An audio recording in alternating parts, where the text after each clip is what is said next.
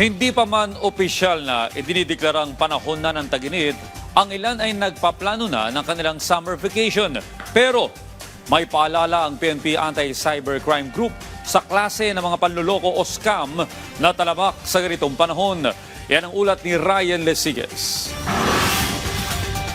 Marso na naman, panahon na marami ang nagpaplano para sa kanilang summer vacation. At sa pagpaplano, social media ang madalas na takbuhan. Pero hinay-hinay lang, sabi ng PNP Anti-Cybercrime Group. Baka kasi ang inaasam mong dream vacation at relaxation mauwi sa bangungot. Ayon kay PNP ACG spokesperson Police Lieutenant Wallen May Arancillo, karaniwan kasi sa panahong ito, tumataas ang nabibiktima ng mga vacation scam. Katunayan, nakapagtala ng PNP ACG ng 29 na kaso ng vacation scam mula January hanggang February 2026. Sa mga kababayan po nating nagpaplano magbakasyon, huwag po tayong magmadali. Lalong-lalo na kung sa social media or online platform po tayo nag-book.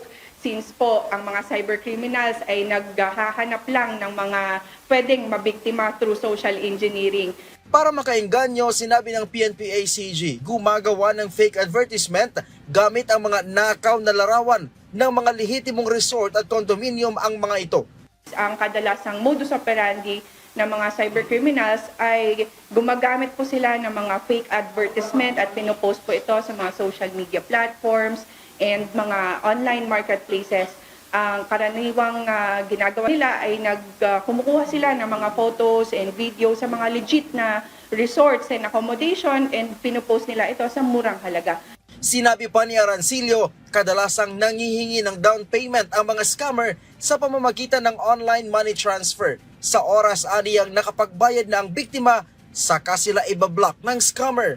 Meron po tayong mga natatanggap dito na mga complaints regarding po sa pagdating nila doon sa mismong accommodation ay wala palang resort or ganitong klaseng hotel sa ganung lugar. So ang pinaka magandang gawin po dyan, pwede po tayo mag-legit check. Noong nakarang taon, nakapagtala ang PNP ACG ng 28 kaso ng vacation scam. Ryan Lesiges para sa Pambansang TV sa Bagong Pilipinas.